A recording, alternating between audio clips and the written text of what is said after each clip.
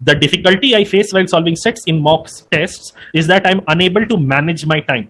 I spend too much time on a set and I take a lot of time in shortlisting the sets. How can I manage my 40 minutes efficiently?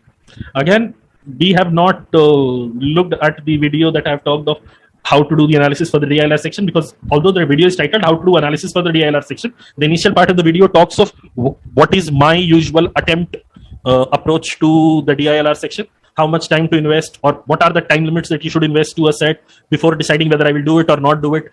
Additionally, what you're effectively saying is you are unable to judge how much effort would be required for a set, which would stem from you not having done a lot of questions beforehand. If you have not done at least 100 sets, ideally by the time CAT rolls around, you should have done 350, 400 sets. But right now, when you're taking these tests, people are too obsessed with mock tests. For some reason, people are too obsessed with mock tests. Mock tests are awesome. Test taking is an extremely important step in your preparation cycle. But that does not translate into, by no stretch of imagination, does that translate into you should be obsessing over mock tests without building up on your fundamental skills.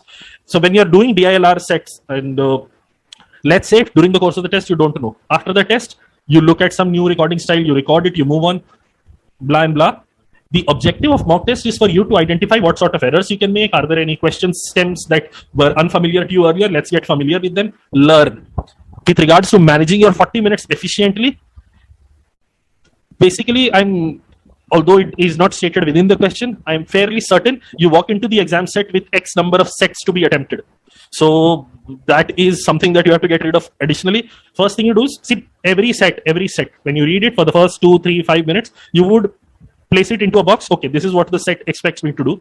Then estimate how much time you would need to in order to execute the entire work for that set. If it is within 10 to 12 minutes, the decision making is different. If it is under 8 minutes, the decision making is different. If it is more than 12 minutes or you don't understand the set at all, the decision making is different. So but that decision making is built on the back of you having solved a lot of sets. You cannot possibly randomly have some input from me and from tomorrow you'll start judging the sets appropriately. Your judgment about sets is a function of how much practice you've done, how many different recording styles you've grown accustomed to. Once you do a lot of work, the subsequent work will become easier.